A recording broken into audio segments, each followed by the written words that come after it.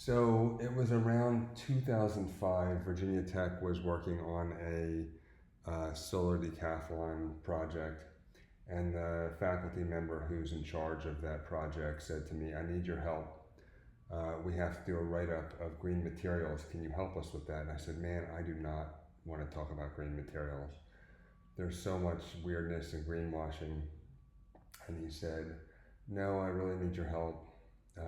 Can you just at least call this manufacturer? It's called EcoTile, and I want to know what makes it eco." So I called up the manufacturer, and a woman answered the phone, and I said, "Can you tell me what makes your EcoTile eco? Because we need it for a report." And everything I'm about to tell you is not an exaggeration. She said, "It's eco." And I said, "Well, what makes it eco? What is it that makes it eco?" And she said, "It's eco." And I said, "Can you tell me specifically what's different about that tile relative to your other tiles so that makes it eco?" And she said, "I don't know." And I said, "Can you go find out? I need it." So she left for a long time, must have been 4 or 5 minutes, it felt like 20. And she came back and she said, "Our eco tile is non-toxic." And I said, "Are your other tiles toxic?" And she said, "I don't know." And I said, "Can you go check?" And she went, and 5 minutes later, she came back. And after a long time waiting again, she said, "No, none of our tiles are toxic." And I said, "So then what makes your eco tile non-toxic? What makes your eco tile eco?"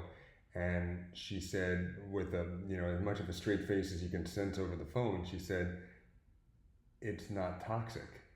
So none of their tiles were toxic, but their eco tile was eco because it was non-toxic, and also just because it was named eco.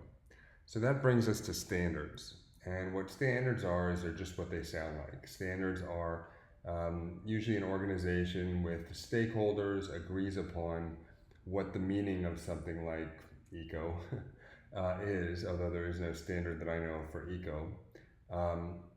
But LEED is a type of standard, certainly, that you're familiar with, and Passive House is a type of standard. It's often scientific, though not always, and it's often very specific, or as specific as they can be within reason, but of course, it's impossible to anticipate every possible field-related variation, but certainly in the lab standards, it's pretty much, they can get pretty specific. Anyhow, so your task in this 40 minutes of competence was to identify ASTM E1527, ASTM E1903, ASHRAE 55, ASHRAE 62, and ASHRAE 90.1.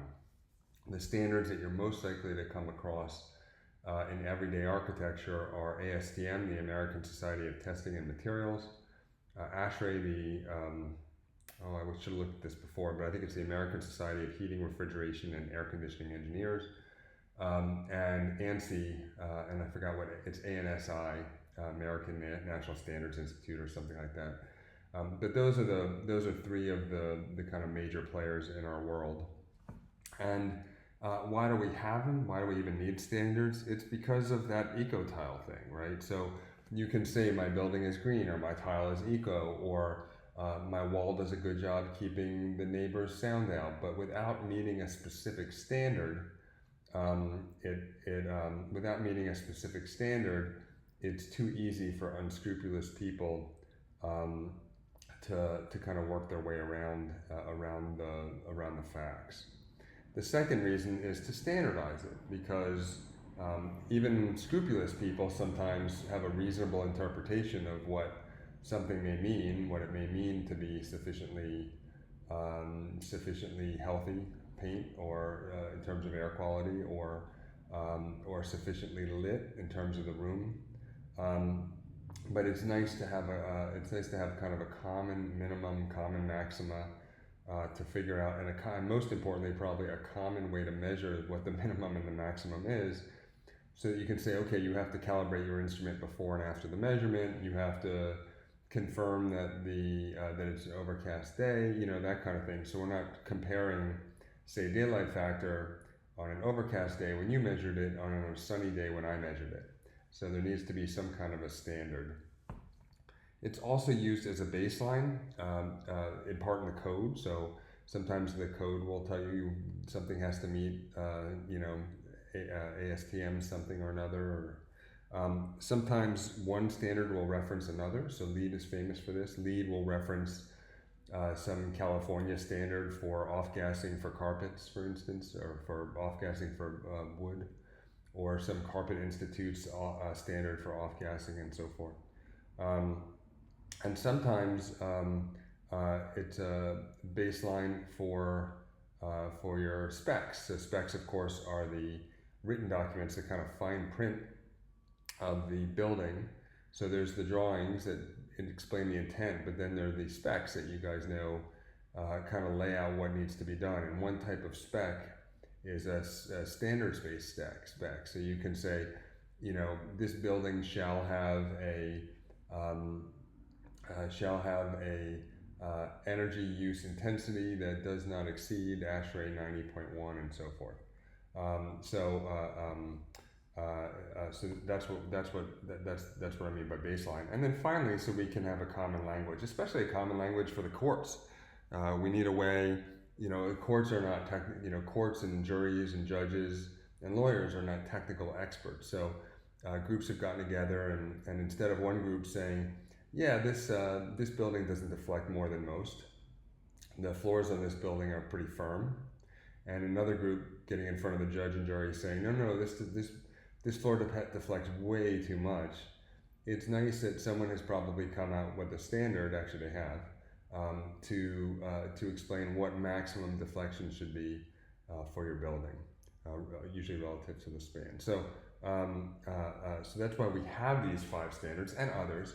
These particular 5 standards are very much in play in the exam and frankly in your career, so they're probably worth covering and probably even worth memorizing. I don't think you'd have to go crazy with it wouldn't be worth your time, but I think you at the very least want to familiarize yourself with what these numbers are associated with.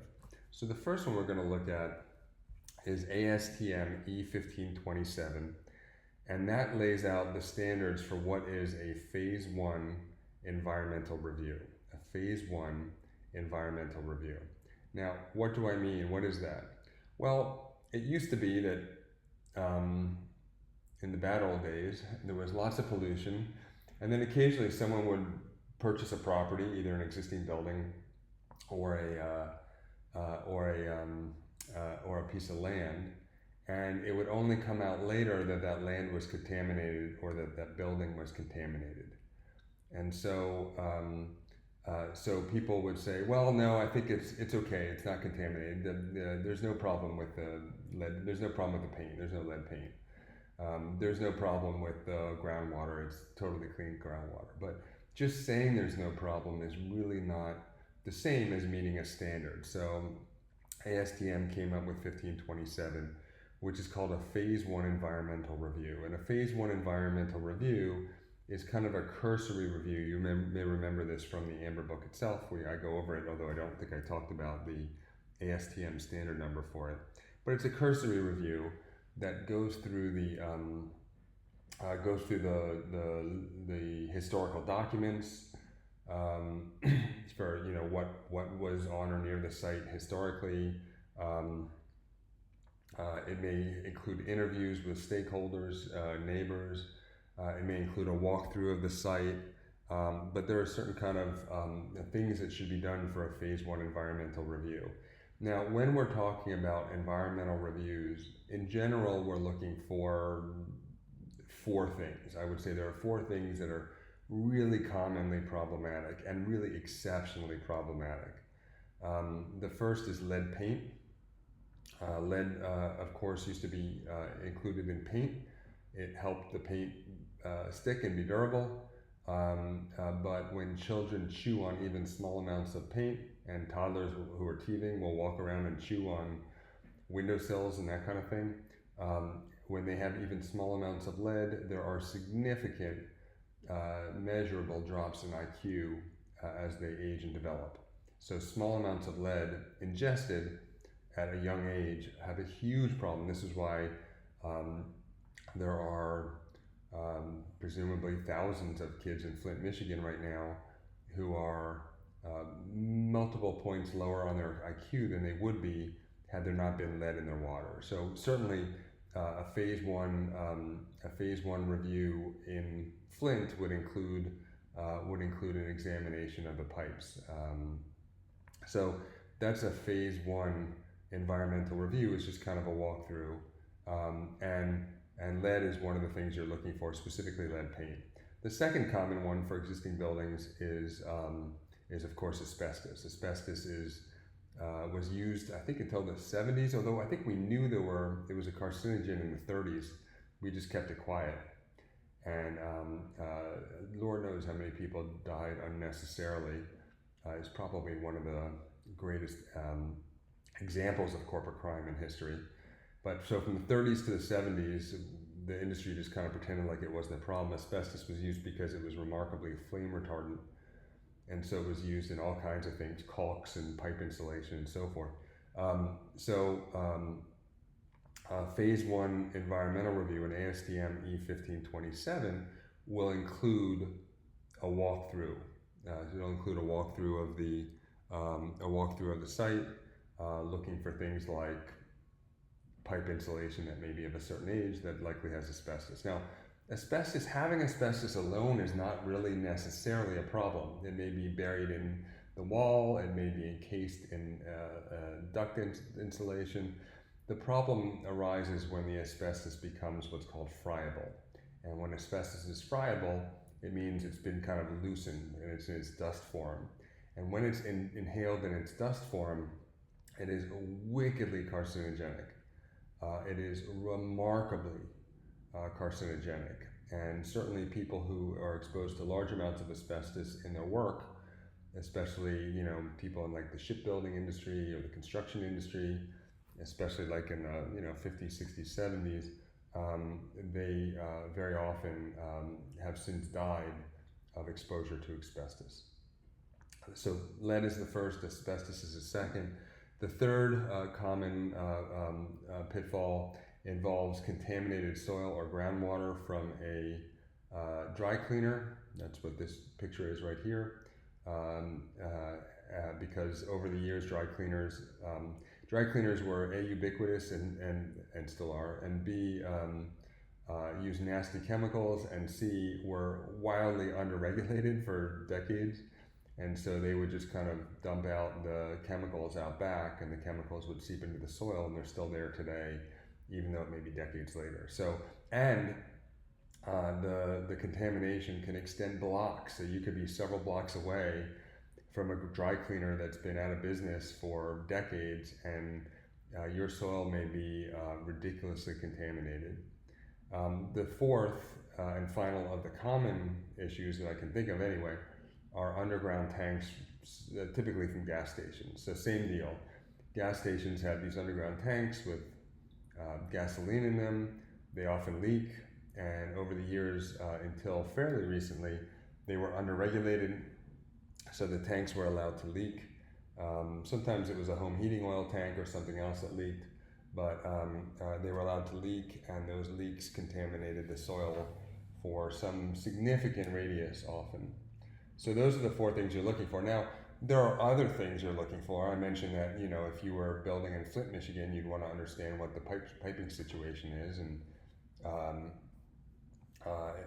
if anyone wants to read more or learn more about that, there's a fantastic PBS documentary on the subject. I think it's Nova, but it may be Frontline.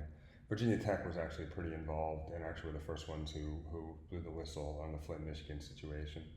If you're rehabbing an old factory, and you're turning it into lofts, you're going to have to do a decent amount of research to find out what kind of chemicals were there.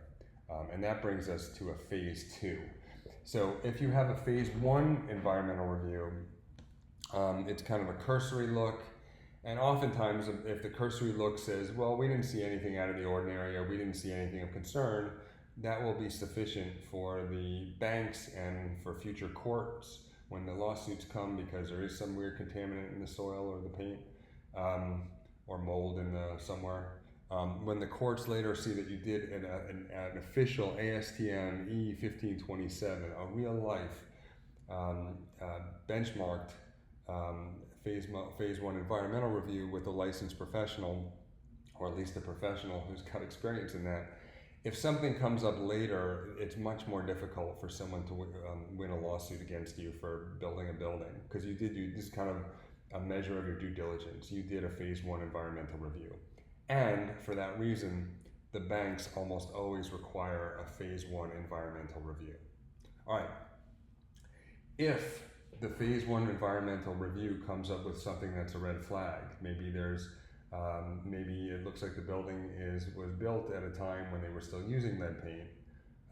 Maybe someone sees some suspicious insulation that looks like it might be asbestos, or some suspicious caulk that looks like it might have asbestos. Maybe they did some investigation and found out that there was a big factory next door. If any of those things come up, the bank and frankly the architect and owner are going to say, well, let's do a ASTM E1903, which is a phase two environmental review. And a phase two environmental review is performed by some portion of the most concerning phase one reports. And a phase two is just a more detailed version. So we're going to take samples of the paint. We may bring an expert out to look at the pipe insulation, and we're going to take soil samples. Now you can take a soil sample that measures both, that's looking for both contaminants and is looking for stability in terms of structural, civil engineering kind of capacity and competence of the soil to resist the load of the building. So sometimes the soil sample the soil boring is kind of the same thing. Often they're different, but they can be the same thing. Now, why don't you go ahead and answer to yourself? Go ahead and do it out loud, because you're on mute, so we can't hear you. But I mentioned that we're going to send a sample of the soil to the lab. I mentioned that we're going to send a sample of the paint to the lab, but I said we're going to have an expert come out and look at the pipe insulation. Why would we do that? Why don't we just send a sample of the pipe insulation to the lab too? Go ahead and answer that. Shout to yourself. Make your roommates and coworkers and family members think you're crazy.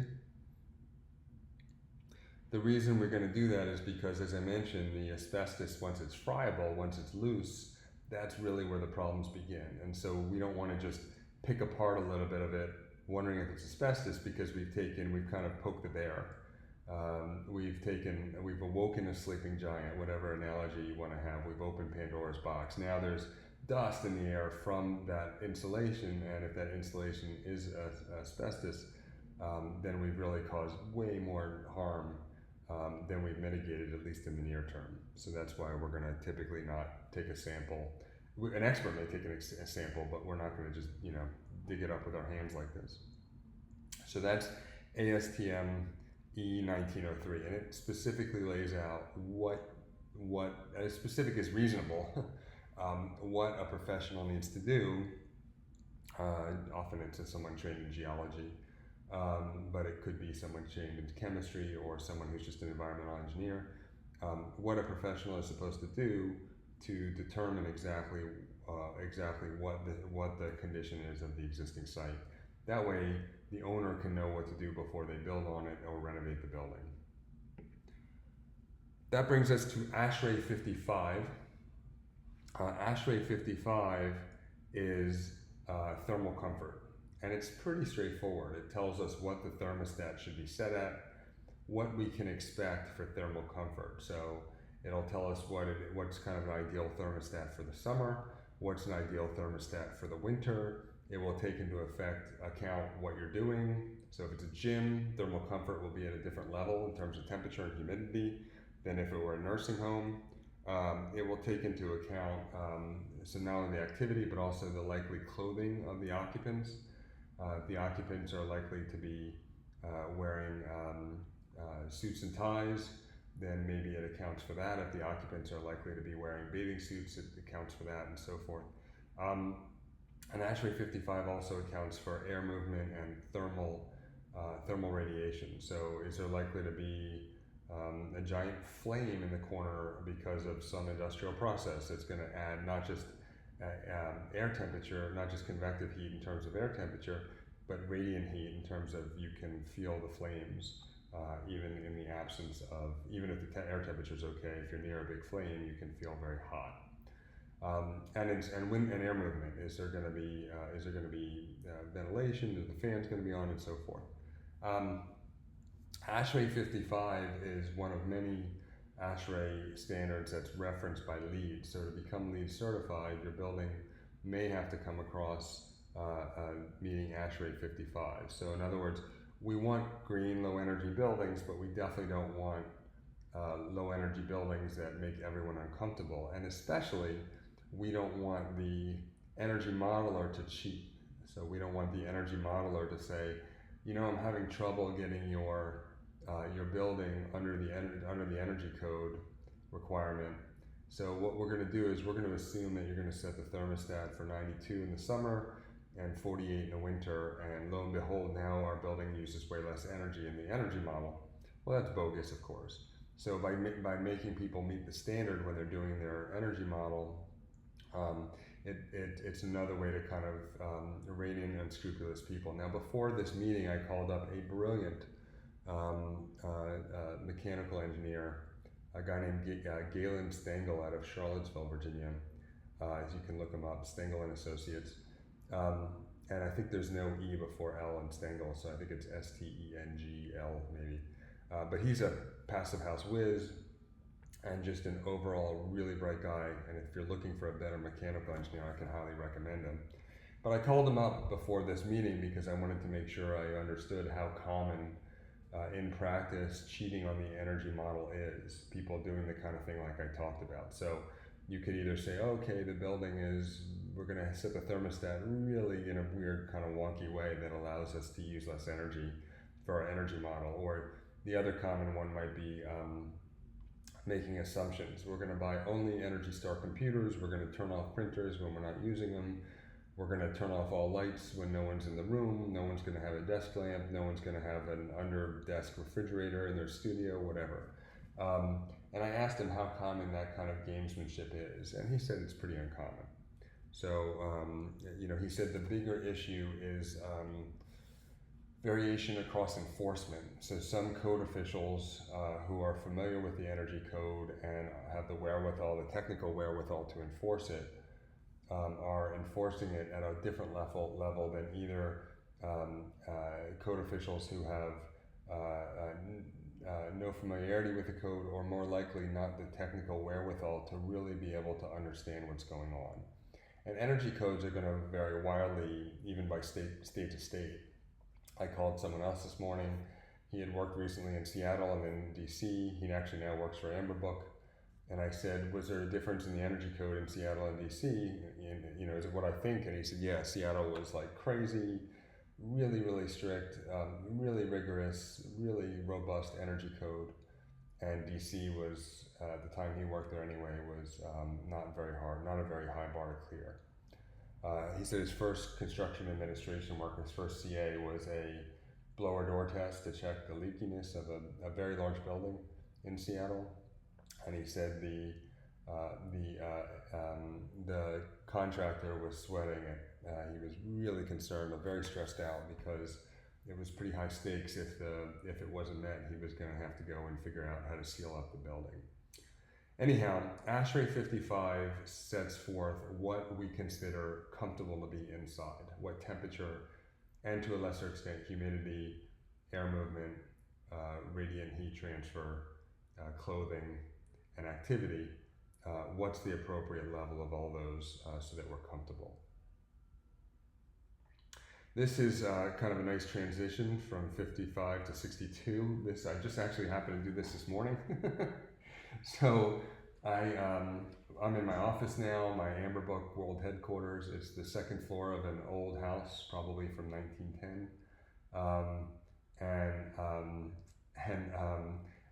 There's another tenant downstairs. So we measured it, and it is 15 degrees warmer upstairs in the summer than it is downstairs in the summer, and it's about 10 degrees colder upstairs in the winter than it is downstairs. So we're having, it's always a situation where one group is hot and one group is cold. And I spoke to our downstairs tenant, who's also our landlord. We're subletting from him, and I spoke to him last week, and I said, it's really nice out. Can I open some windows? He said, man, you can open whatever windows you want, but I need you to close the door because I have crazy allergies. One of those many times where one area of sustainability, specifically indoor air quality and low energy use of an open window, runs into another area runs headlong into another area, and there's a conflict of sustainability, which is occupant health. So his occupant health would falter if I opened a window, and I didn't want to open the window this morning without clogging up or setting some kind of an obstacle limiting the airflow from the air conditioner. So that's our register for the room I'm in. So I took the nearest book and put it right in front of the register, the place where what you used to call a vent, the place where the duct comes out, which is behind this. And then I looked afterward and saw that it was the Mead book, an old version of the Mead book from the 90s, Mechanical and Electrical Equipment for Buildings. So the irony was not lost on me that I was using a book about mechanical equipment to run interference against the mechanical equipment, and there was a little extra space, so I took a tissue box and put it next to it. So that's actually, I'm looking at it right now, it looks like it fell. But until a few minutes ago that I closed the window, no, I didn't fall. I closed the window because I wanted to limit the amount of noise coming in for this because of the construction going on outside. And after I closed the window, I figured I'd better bring some air in, so I just tipped it over right before we started, now I remember. And so again, that's one of those other areas where the desire for fresh air, which is good for indoor air quality from a green point of view, sustainability point of view, and the desire for low energy, not using the air conditioning for this room, runs counter to the desire for quiet. So it's one of the many areas of building systems where doing the right thing by one area means doing the wrong thing by another, and there has to be some kind of a trade-off. Now, there are lots of areas in building science where doing the right thing for one also helps the other. So doing the right thing for air quality in terms of mold may also help in terms of doing the right thing for rot, and it also may help for doing the right thing for air tightness of a building, for energy. Or doing the right thing for energy efficiency may also mean doing the right thing in terms of light pollution or or mechanical noise. So oftentimes our goals are in line with each other, and oftentimes they're in conflict, and of course sometimes they're completely independent. One goal is independent of another. But whereas ASHRAE 55 was all about thermal comfort, ASHRAE 62 is all about all about ventilation. So ASHRAE 62 sets out minimum it does a whole bunch of things, but the main thing that it does that is probably most relevant is it sets out minimum quantities of outside air that need to be provided for different types of spaces. So it'll have a minimum quantity of outside air per occupant, often averaging somewhere around 15 CFM. So that's 15 cubic feet per minute of fresh air per occupant. So if you have an office that is 200 square feet, maybe you need 15, I don't have the table right in front of me, but it's something like 15 CFM per person. So maybe there's 2 people who work in that office, so you need 30 CFM at least when that office is occupied. And that's set out by ASHRAE 62. That sets out that minimum. Now ASHRAE 62 also says that you need a certain number of CFM, regardless of how many people are there, per square foot of floor area. So you need maybe 15 CFM per person, but per 100 square feet of floor area, you may need 6 or 12 or 15 or 18 CFM of air per 100 square feet of floor area. I think for an office, maybe that number is 6, so you would need 6 per 100 square feet. So if there's 2 people, 200 square feet, you need 30 CFM for the people, approximately. These are, again, I'm not looking at the table in front of me, but these are pretty reasonable numbers. And you may need 12 CFM for the space, and so a total of 42. Now in practice, which one usually controls, the CFM for the people or the CFM for the space? It depends. If you have a densely occupied space like a high school auditorium, then it's going to be controlled by the people, at least when it's occupied. If you can have like a CO2 detector that will sense when it's occupied. If you have a big open space without a lot of people, maybe I'm trying to think of something. I can't think of anything other than a warehouse, but a warehouse may require fewer CFM. But if you have some kind of an office space that requires a lot of room but not many people, I can't think of an example of a type. Come up with your own. Then it may be controlled by the CFM requirement per area of space. So if you have something like a residential building, you maybe need, I think it's 6 CFM per 100 square feet. If you have a pharmacy in the prep area, it's something like 18 CFM per 100 square feet of space, because obviously with all the chemicals and biologicals, contaminants that are involved in prepping medicine, you might want more fresh air to make that work. So generally, spaces like labs and factories need more per square foot, and actually factories also need more per person. And there's a table, but basically, if you have a lot of people or a lot of square feet, or a particularly dangerous kind of activity that may have airborne contaminants, you're going to need more fresh air. And ASHRAE 60.2 is the one that governs ventilation. It's also referenced by LEED, so it's also going to be referenced by LEED. So LEED will say your building must meet ASHRAE 60.2 for ventilation to achieve this criteria or this point or this requirement. It may also say that your energy model needs to assume ASHRAE 60.2 when it's cranking away, because if you have more ventilation from outside, then obviously you have more heating that you have to do in the winter because you're bringing in cold air, and more cooling that you're going to have to do in the summer because you're bringing in warm and humid air, and we have to dehumidify it and cool it. So more fresh air isn't necessarily better, especially from an energy point of view. So generally your goal, as I mentioned in the Amber Book, is to meet ASHRAE 62, but you don't really get brownie points for exceeding it, because as long as you meet it, you typically will be fine from an air quality point of view. Exceeding it won't make it meaningfully fresher air from an air quality point of view, virus pandemics notwithstanding. And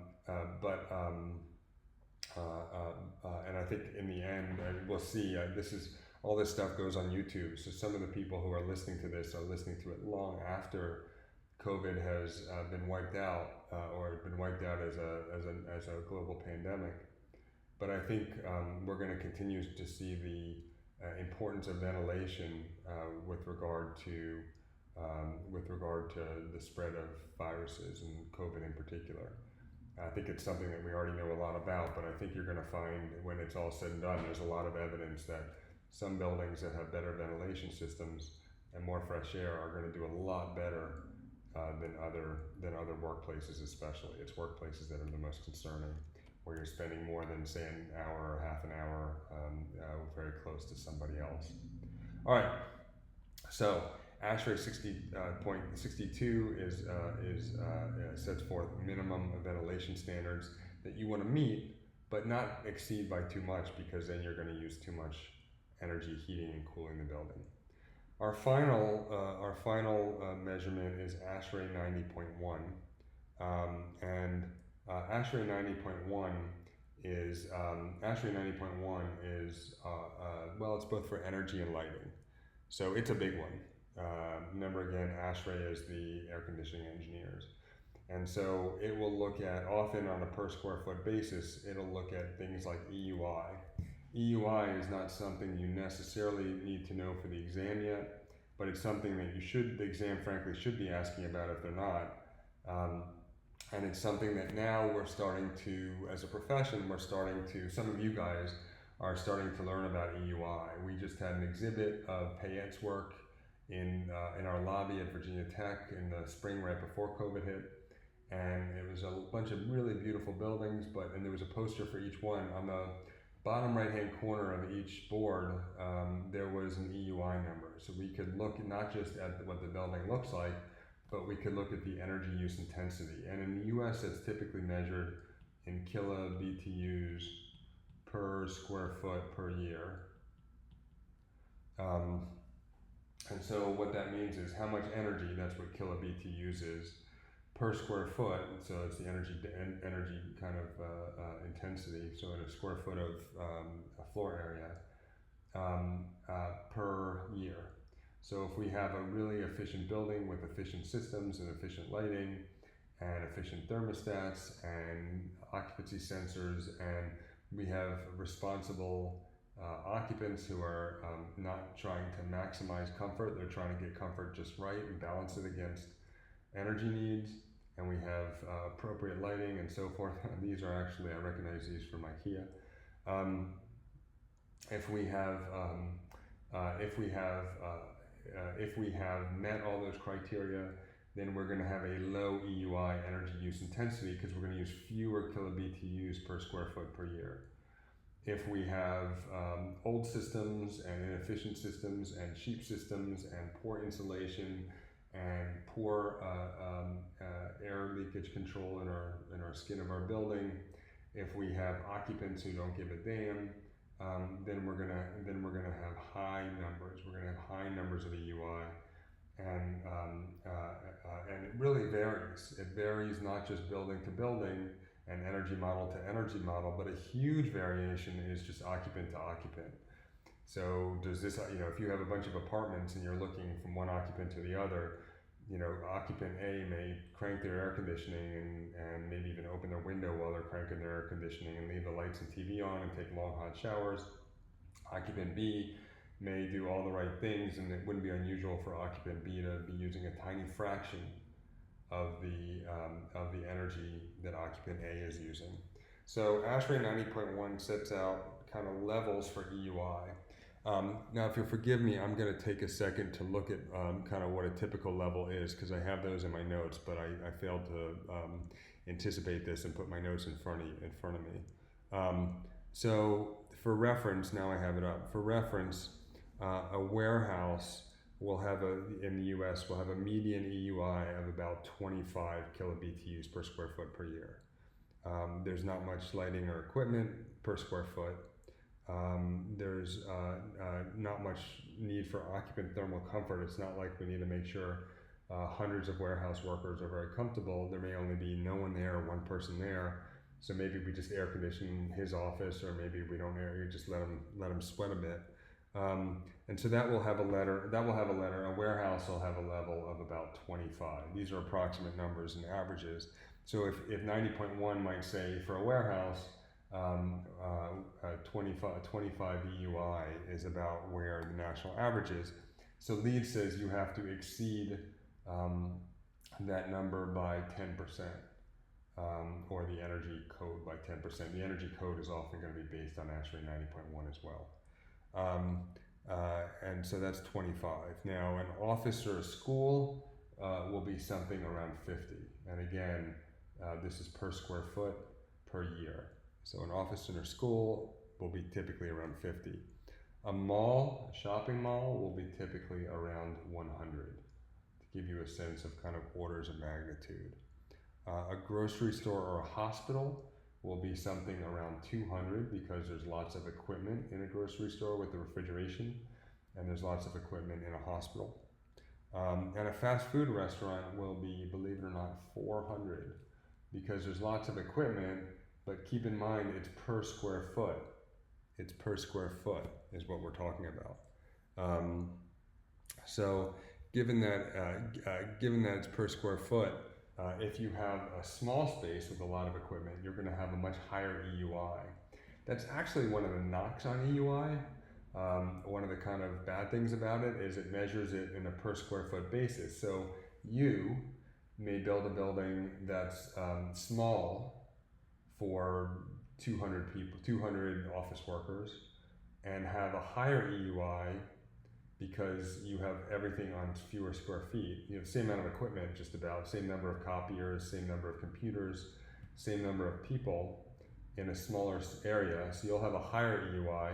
I, on the other hand, may do the wrong thing from an energy point of view, be using more energy overall, but have a lower EUI because I built a building that's 4 times larger for the same number of office workers.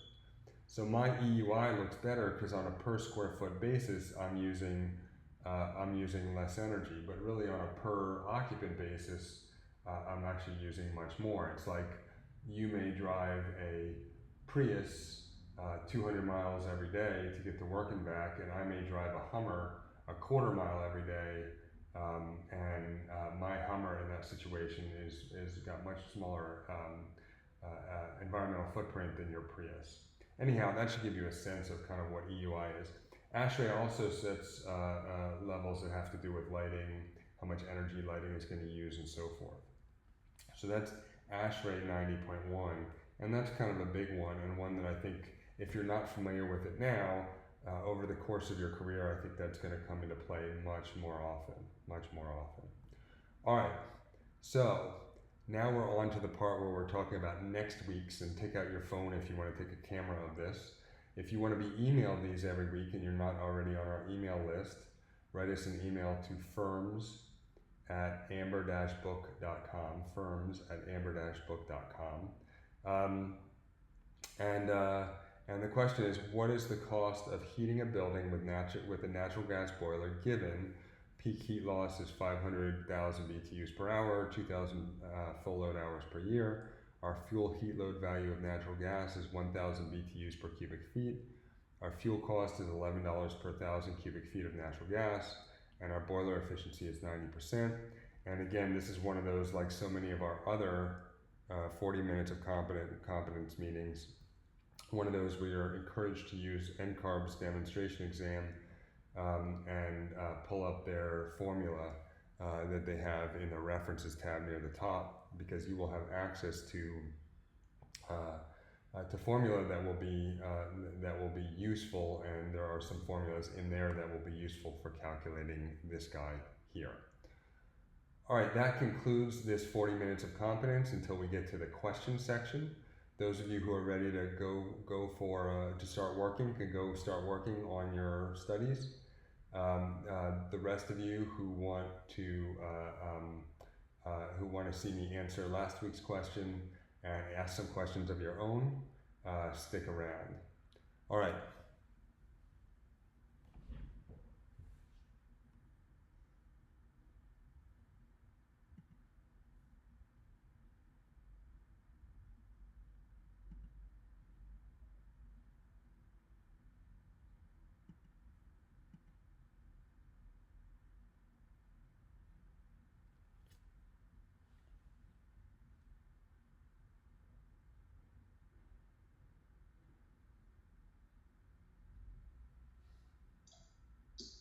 Hey Michael, can you hear me? I can. Okay, so I was the one who asked that ambiguous question that I couldn't find about albedo and like natural vegetation. And I just wanted, from a follow-up, I was wondering if you could explain maybe the differences between albedo, emissivity, absorptivity, and reflectivity. Sure. Because I'm trying to noodle on, green roof, on like solar roofs, not green roofs, but, reflectance and heat island effect. And those four terms get thrown around. Right. And I just want to make sure I've got them sort of nuanced right and straight.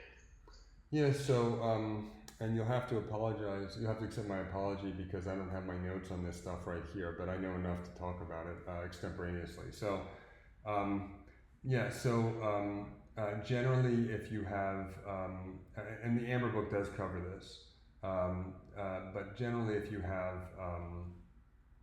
have buildings in a urban environment, those buildings will absorb the sun's rays all day long, and they will then re-radiate all day long. They're absorbing the sun's rays, and then all night they're re-radiating to each other and to other places.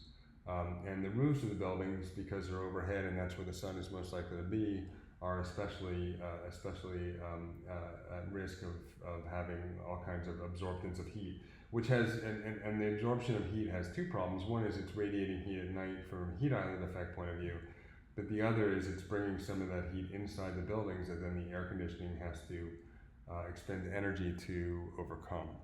So what's a boy to do? Well, one thing you can do is the roofs themselves.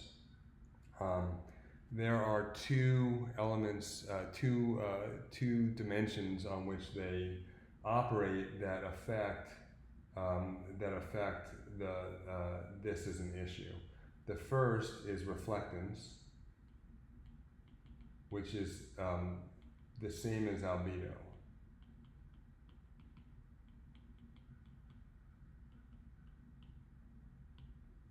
Yeah, I think I just needed to hear someone say that out Yeah. loud. Yeah, It's so the if same you- thing. Yeah, and so there is I'd have to look at my notes, and maybe I can cover that a little bit next time. But in general, you want, I forgot, I think the number is you want to, I think it's, you want something greater than 0.7 albedo, I think. But I'm not entirely certain about that. I would encourage anyone who's listening to look that one up on their own, or ask me again in a future week and I'll check my notes.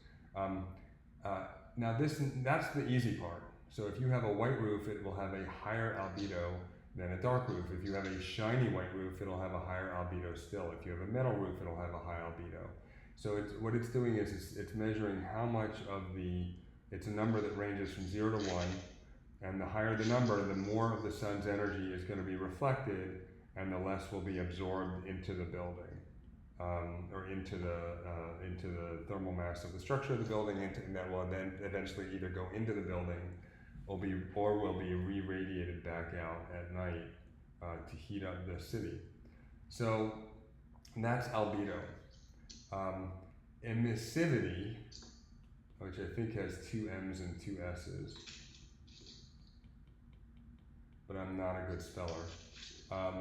Is a number that describes, is way more difficult to kind of wrap your head around, but it's a number that describes how readily the material radiates outward if everything around it is colder. So if you have nighttime, now it's no longer daytime, now it's nighttime. If it's now nighttime, the night air is cold, which means that the night sky is cold, and believe it or not, the night sky acts as an object from a radiant energy point of view, and warm objects radiate their heat through electromagnetism to cool objects. And this is part of what I talk about in the Amber Book being the magic. It's just magic. So it will radiate to the night sky. If you have a higher emissivity, which is kind of difficult to describe because different materials have different emissivities, although I think shiny materials often have a higher emissivity. But if you have a higher emissivity, a roof. So I want to stop you because I think it's inverse, and this is where I get really confused. But I think I'm reading in a book. I'm reading in Building Construction Principles, Materials, and Systems. Mm-hmm. And it's polished metals, on the other hand, have a low emissivity. Gotcha. most building materials, bricks, concrete, wood, plaster, etc., have a high. So it's like this inversion that also I think is screwing me up. Yeah, so I will look into it, but it's often the case that a material that absorbs more will also radiate out more, and this is why it's kind of confusing. So you'll have a material that does a better job of absorbing it, but it also does a better job when it's nighttime of radiating it out. So I may be flipped on this, but I don't think so. Although I may be wrong about the shiny part. So generally, it would not be unusual to have something that has a high emissivity may absorb more energy, but it also may emit it out. But I will look into it for a future. This sounds like it may be a good topic for an entire 40 minutes of competence. So I will put it on the calendar for some future time, probably in early July. But the idea of a high emissivity roof, because you generally want a high albedo and high emissivity, is that you have something that is, once it does absorb heat all day, it does a more efficient job of losing that heat to the night sky rather than holding on to it for longer and radiating it out somewhere else later. So you want something that absorbs little, but what it does absorb goes out the other end. So think of a nightclub with a good bouncer who doesn't let many people in, but it also has a giant back door where they're throwing a lot of people out. That's kind of the way to keep your numbers down in your nightclub. Not that you'd want to if you owned a nightclub, but that's one way to think about it. And there is a single number that measures both albedo and emissivity, and I think it's called like a cool roof index or something like that. I don't remember. But there's a single number that kind of combines the two, and you want your number to be above a certain. I'll get into it in a future, and I definitely get into it in the Amber book. So I'm not super anxious. I'm trying to cover things here that I don't cover in the Amber book. So it may get pushed back a bit to the next time I have a slot available, but I will continue to look into that, and I'll let you know if we have time. So the emissivity part, you want it to not absorb the heat? No, you want it to emit what has been absorbed. So you want the albedo helps you absorb less, and the emissivity helps you get rid. The emissivity is a hard concept. It helps you more effectively get rid of what you've already absorbed during the day at night. So you want it to shed? You want it to shed, and the higher emissivity makes it easier to shed. Makes it easier to shed. Okay. I will include. Thanks so much. Yeah, you're welcome. I found at one point something that did a pretty good job, a website that did a pretty good job explaining this. And if you're on our mailing list, I'll make sure to send out that link. When we send out our tomorrow or the next day when we send out our weekly email. I'll send out a link to that website. And so what I wanted to do is kind of flip the script a little bit today. Instead of answering a question that you guys asked, I need your help to help me answer a question that someone asked me and I did not know the answer to, and I cannot find it. So everyone, especially if you do a lot of contracts for public buildings, I really need your help to help figure this out, and we'll answer. I'm going to kind of crowdsource this. And for those who are watching later on YouTube, if you know the answer and no one else here does, please write me an email. So what the person asked me is, if you have a public building that's going to go to the lowest bidder, let's say it's a rec center, and it has an ad alternate. In this case, let's say it's a tennis court. If bidder A has a lower base bid, but a total bid including the ad alternate of the tennis court, that's $900,000, and bidder B has a higher base bid of $810,000, but a lower total because the tennis court is cheaper. So the total for this one, for both, is going to be $875. So bidder A is cheaper on the base bid, and bidder B is cheaper on the bid with the tennis court. Which one does the municipality generally go with? Anybody know?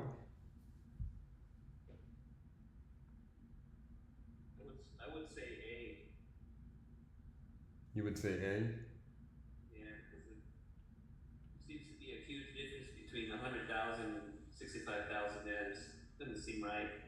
Yeah. Well, I actually got these numbers. I looked up how much a tennis court costs, and these are kind of that's kind of the high end of a tennis court, and this is the low end of a tennis court. Um, but yeah, okay, all right.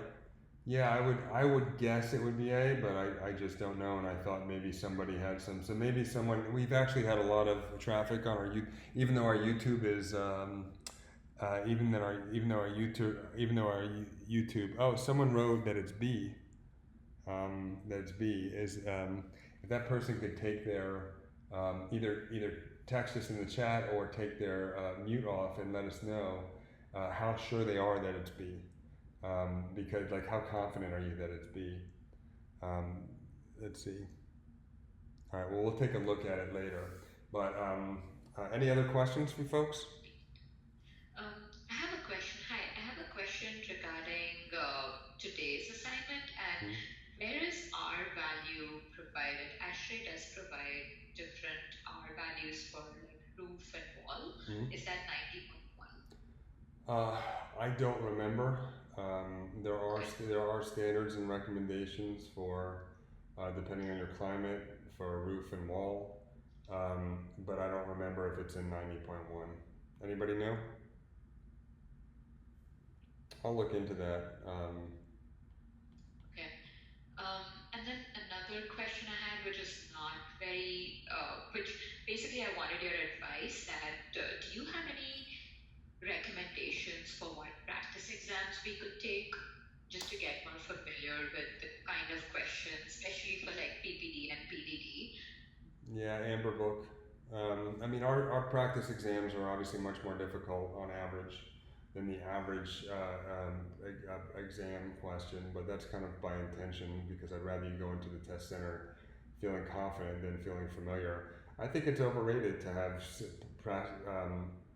I think it's overrated, wildly overrated to have similar practice questions than you'd have in the real exam because I think if you were training for a marathon or training for a 5K, you wouldn't train 3.1 miles a day. You would train, 5 or 6 miles a run, and then you'd feel a lot better on the real one. So I kind of I object to the premise personally, based on my own experience teaching for 20 years, that it's important to be familiar because I don't really think it is.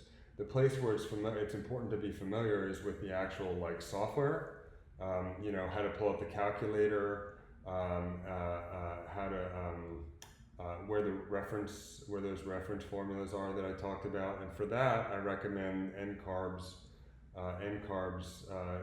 demonstration exam that I've demonstrated other times how to get to, where you go to my NCARB and you on the right hand side you click on ARE 5.0 demonstration exam, and just kind of get familiar with the search function in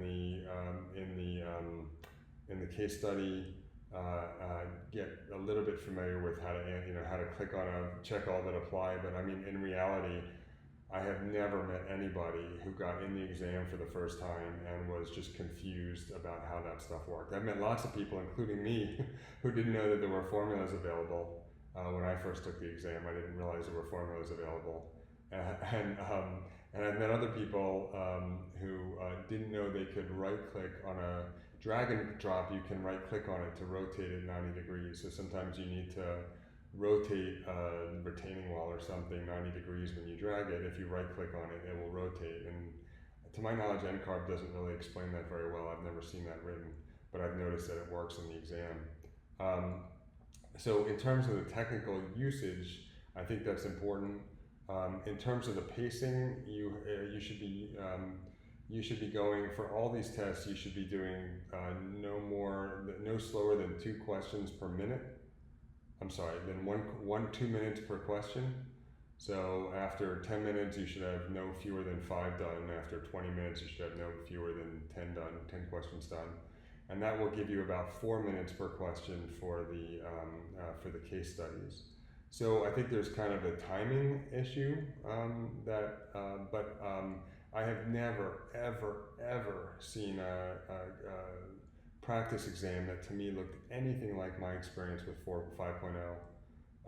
And even if there was one, I cannot imagine why it would be useful for you to take a practice exam unless you are just trying to learn the content on the exam or trying to practice what 2 minutes really feels like.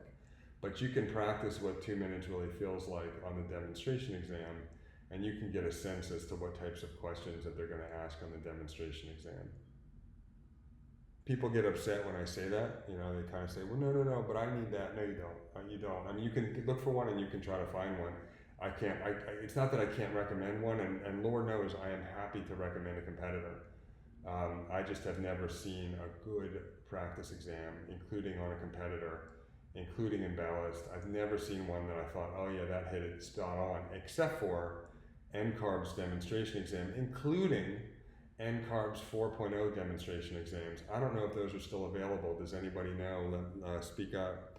But the old NCARB 4.0 demonstration exams would also, and there are 7 of them, those would also be useful in terms of getting a sense of the types of questions that NCARB asks. Because when NCARB transitioned from ARE 4.0 to ARE 5.0, NCARB kept the 11,000 items in its question bank and just rolled them over to 5.0 and still use them today. Now, of course, that's been 3 years, and they've added some more questions. So maybe that 11,000 is now at 11,800 or something. But the original questions are there. They still exist, and it's still many of the same questions.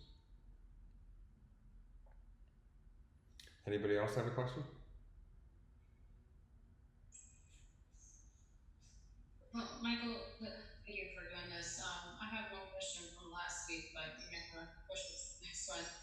It's code related, because we know you're talking about mixed occupancy last week. Yeah. I had a question about when it was correct to use table 508.4 versus table 707.3, because I'm getting really confused as to, you know, I'm used to seeing table 508.4. I came across a question where you would check the fire area separation. Right. Use that table. I'm not very clear on when to use which one. Yeah, I mean, I did see your question, and I decided not to answer it because it's not particularly relevant for the exam. Okay. It would be highly unlikely that a case study would include both, because it is very confusing. And maybe we can crowdsource this, and one of the other people in the room can pipe up. But the 707.3. Here, I'll pull it up for you. Give me a second, and I'll pull it up and share it with everybody. Thank you.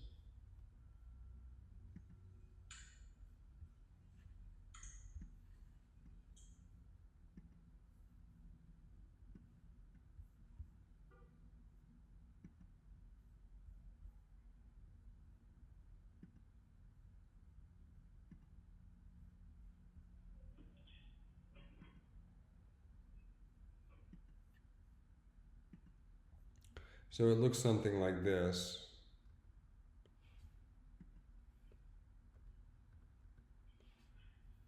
And it's less about, it talks about fire areas, and a fire area is what it sounds like. It's like the area between the fire rated walls and the fire rated ceilings and so forth. It says this is between fire areas. So I believe, and correct me if I'm wrong, somebody, that this is for within a given occupancy. So the ones we looked at last week were mixed use situations. And this is if you have an occupancy. Let's say you have an H1 and an H1 on both sides, but you need a fire separation because there's storage of something flammable, or it's too big to be its own area. So you have a giant gunpowder warehouse, and the code doesn't allow you maybe to have 400,000 square feet of a single gunpowder warehouse, and so you need to divide it up into 4 100,000 square feet warehouses essentially in one building, and put a fire rated wall between them. And so, but all 4 of them will have the same rating. And so I think this is within a given. I think this is within a given within the same occupancy as opposed to in mixed use. Does anybody know otherwise? Are you guys looking at what I'm looking at? Are you looking at the table? Yes, looking at the Yes. table, Okay. don't know otherwise. Does anybody want to pipe in based on their own experience? I mean, the code, so the code is a bit of a trap. Covering the code in either Amber Book or in 40 Minutes of Competence is a bit of a trap because it's not covered that much in the exams. Where it is covered, it's almost always a no-brainer where you can do a code search. You can do a search, use a search function and look for whatever it's looking for. It's often something like how many parking spaces are needed. So it's a matter of you finding the right table and plugging in the right number of parking spaces. If you think you have the answer, you almost certainly do. And so I'm very hesitant to get too far into the weeds in code because for every question that one answers, there's always another one. And the number of questions really in terms of yield doesn't really return that. When I did see your question, I was curious because I have not had that experience where I've had to choose between the two tables, and I'm wondering if anybody else has because there are many areas in this exam prep where I know more than almost all of you, but this is one area where there are bound to be 3 or 4 of you on the call right now who know more than me about this particular topic.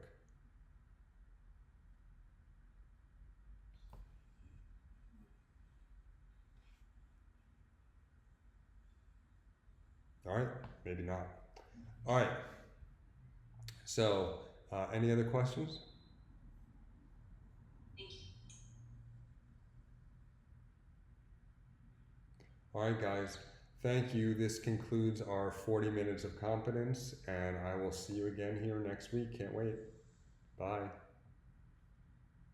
Thank you. Mike, can I ask you a question? Sure. It's related to today's conversation that you had about the emissivity. I think I want to know that to select the material for the roof, is there any climate-based selection that we can do for EPTM or for built-up or shingles? Is that like cold climate we should pick certain materials? Definitely. Laws or something. There definitely is. I'm gonna pull the screen back up. Hold on one second. Sure.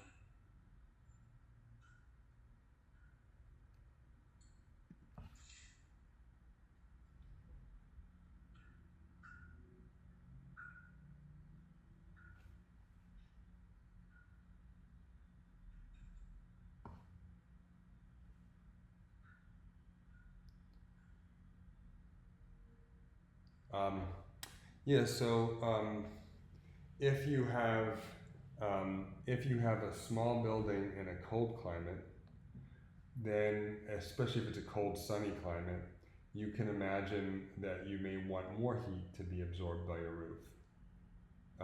It's not a super common situation where you have a small building in a cold, sunny climate, especially given what architects work on, which are often large buildings. But you can imagine that you would want the dark surface to have more absorptance and to bring in more heat. Now, of course, in that situation, though, in the summertime, it can get very hot. I mean, a roof can get easily approach the boiling point of water. I mean, it can get approach 200 degrees. So that's pretty hot. And if it's very sunny in the winter, it may also be sunny in the summer. And even if it's not particularly hot, that amount of sunshine kind of beating down on it might cause a problem. So I don't know if anyone would ever advise you to have a dark colored roof in a cold, sunny climate, but it certainly wouldn't be the worst thing. If you're going to have a dark colored roof, it wouldn't be the worst thing.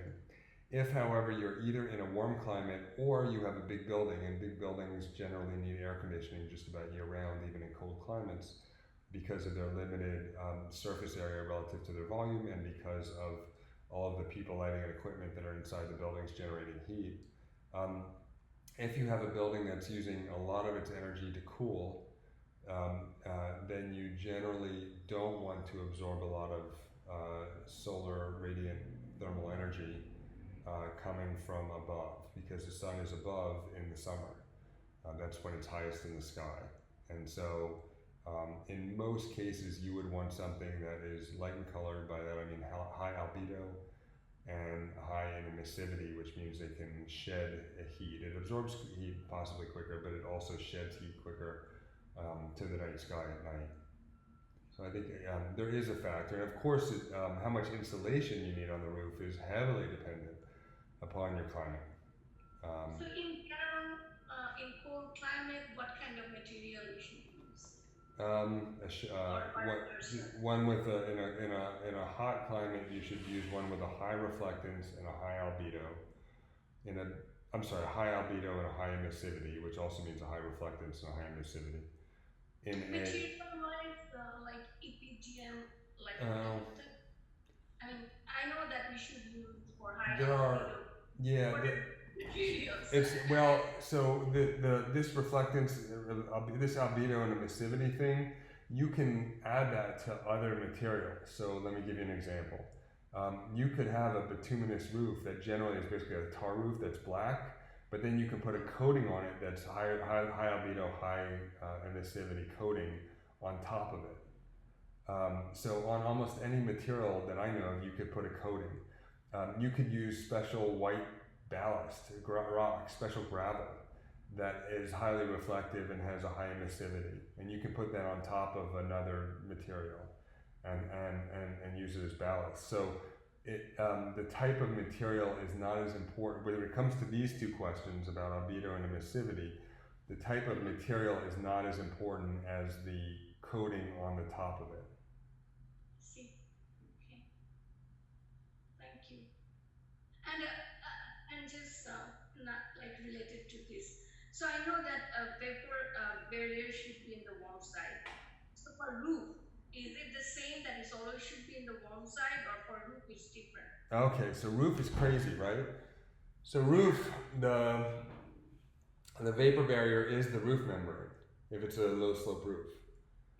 So I'm not talking about slope roofs with overlapping shingles and kind of lapping as the primary mode of water shedding. I'm talking about where we have maybe a 2% slope on the roof, a 1 to 50 slope, and we're just kind of gradually taking water off of it, and we have some kind of a membrane often roof. In that situation, repeat your question. I got. I mean that for roof as well, should the vapor barrier? Right. Sorry. Thank you. I remember now. Yeah, I lost my own track. I think I'm doing 40 minutes of competence because after an hour and 10 minutes, apparently I lose mine. But yeah. So no, it's not your fault. You asked a clear question and I forgot the answer. I'm just watching a guy out the window load up an impossible number of cases of Coke on a dolly, and I just can't believe he's doing it, and I got distracted. That's my fault.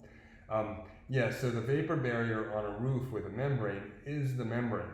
So the membrane is the vapor barrier because vapor can't penetrate it, and you never want a second one on a roof or anywhere. You never want two vapor barriers, and you don't want a vapor barrier anyway. We want to throttle the vapor. We want a vapor control layer. But on a roof, so the question is, well, then in a roof, why isn't there condensation on the inside? Think this through for me, right? So we have often with low slope roofs, we have our enclosure. It's our kind of our roof board, and we have our insulation on top of that. Mm-hmm. And then on top of that, maybe it's tapered. And then on top of that, we might have our membrane. And so throughout the entire Amber Book enclosure section, I'm saying don't put a surface that doesn't allow water through it on the cold side of the insulation, because in theory what will happen is moisture will work its way through here somehow, and it will hit this cold surface that doesn't allow moisture through it, the membrane, and there'll be condensation in between the rigid insulation and the membrane. And the reason that isn't really a concern is, number one, we're much more concerned about rain coming in. So even though that is still somewhat of a concern, it's much less of a concern. But number two, a roof is completely watertight, whereas a wall is not. And as a completely watertight element, it's also going to be completely airtight.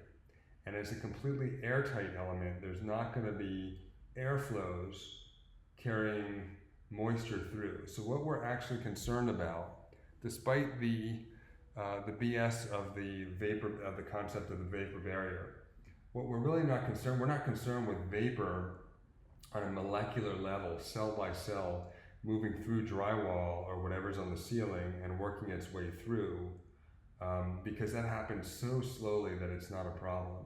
What we're actually concerned with is vapor piggybacking with air as air leaks, and that air is moving through the roof assembly, and in this case actually is not moving. It would be moving through a wall assembly. It would not move through a roof assembly, because if there was air moving through a roof assembly, there would also be rainwater moving the other direction through a roof assembly, and we would see it as a water stain, and we would fix the leak pretty quickly. So the reason we're not worried about having a vapor barrier on a roof is that on a flat roof, a low slope roof, is that there's not enough air migration happening across the roof assembly to carry enough moisture across it, where we're worried about condensation happening on the inside of the membrane on a cold day or cold night. However, it's completely different on a sloped roof. If you have a sloped roof, you often have a ventilated attic. So you have basically your building down here, and you have a ventilated attic. And so we have air moving through. And so in a sloped roof, we have shingles that lap. And so the rain is it's impossible just to talk about any one of these, like vapor control, without talking about air control and thermal control and rain control at the same time. It's just impossible. So the rain is going to move down off of it. That's good. Every once in a while, some rain will get in, but if it does get in and there's a little drop there, there's enough airflow here in this unconditioned attic space that the idea is that droplet is going to be dried out. So we're really not worried about moisture if we have a properly ventilated attic space, and that's why the code actually has requirements for minimum amount of ventilation for attic spaces like this. So we are not having vapor barrier at all for roof? In that case, you have the option, if you had insulation here, where you may have insulation here, or actually you'd probably have it on the floor of the attic, right? If you have insulation here, you can have a vapor barrier On the wood side? on the, the vapor barrier would be on the building side, typically. It'd be on in a climate that's mixed, it would be on the warm side, which is generally gonna be on the inside of the building, unless you're in Miami, in which case you'd be on the outside. Yes? This is Eric. So, my experience just recent in Palo Alto is that we have a flat roof and a cold shell. We're doing pouring shell, and for some reason there is some. It's hotter at daytime. It's almost like San Jose, and there was 1 week of rain, and so it happened that it created moisture in between the membrane and the cold roof, which is the roof is made out of concrete. Gotcha. So it's thin, and there's a molecular quantity of that moisture that goes in between. So having a moisture barrier is very important based on my experience. And so what happens is that it comes on sometimes from the curtain walls and sits there. So this is a very new building while it's being constructed. So that's the reason. Yeah, Eric, what you're talking about, I mean, not having been there, but what you're talking about is actually quite a bit different. It's a different phenomenon. So it sounds to me like there was just a straight up leak. So the rain was coming from above and got into the membrane, underneath the membrane, from above because of the rain. The only way there would be a vapor barrier situation, so because California it never rains and in Palo Alto it never rains and it's never cold, it's really not as much of and I know of course it does rain and it does get cold, but it's just, the rest of the country is angry with you because we're jealous. So because the because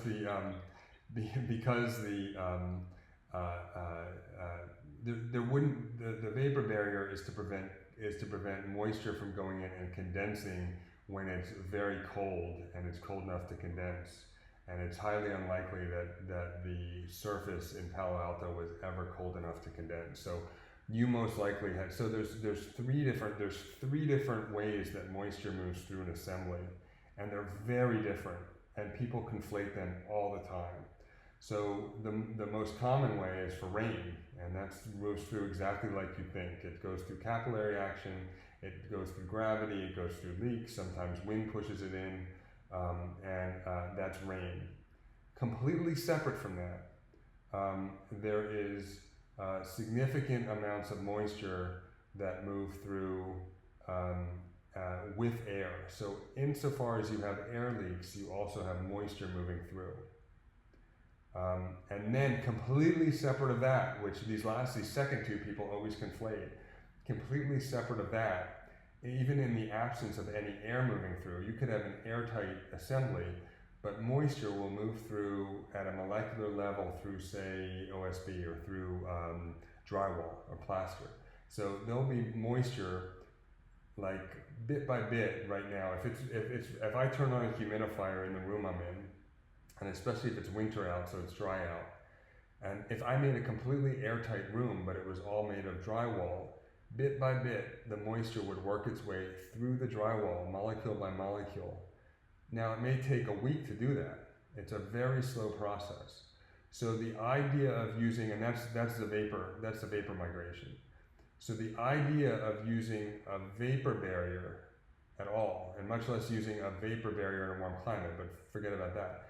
The idea of using a vapor barrier to prevent moisture from going through is kind of not really super useful. Instead, what happens is we want to make airtight enclosures, so there's not much moisture going through with the air, which is a big problem. And of course, a bigger problem, more prominent problem, is rainwater actually coming through. Yeah. So the culprit of this phenomenon happens when the TI people removes the insulation below the roof because they're trying to fit out. And when that rain comes in, the temperature inside, the interior temperature changes, and because of the heat at daytime, it sucks up all the moisture. Yeah. I'm not sure. I'm not sure they're right. But again, maybe you can take some photos of it, and I can share them with some smart people. I recommend that everybody follow, if you're not already following it, follow Building Science Fight Club on Instagram. Christine Williamson there does a fantastic job of breaking these issues down, and if you go back and look at some of her old feed, her old stories, you'll if you look at enough of those, that's probably the best education you can get. There's also a book called Building Enclosures, High Performance Building Enclosures by John Straub,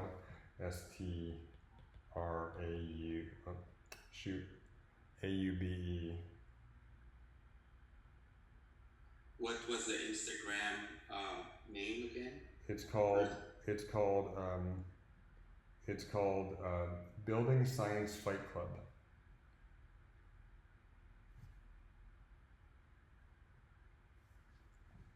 Building Science Fight Club. It is fascinating. She's my hero. She's amazing. I'm geeking it right now.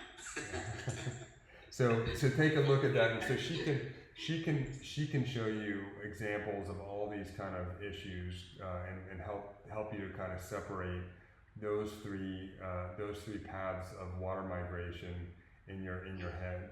Now, of course, it's possible. Is it possible that the that removing the insulation allowed people to see the water, whereas before the insulation kind of blocked their view of it? There was some buildup below the slab.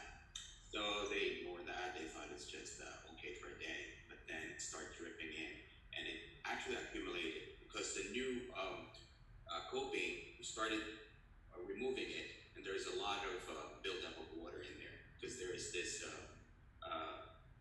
You have the membrane that bellows, and so the bellow itself is full of water. And Yeah. why do we always use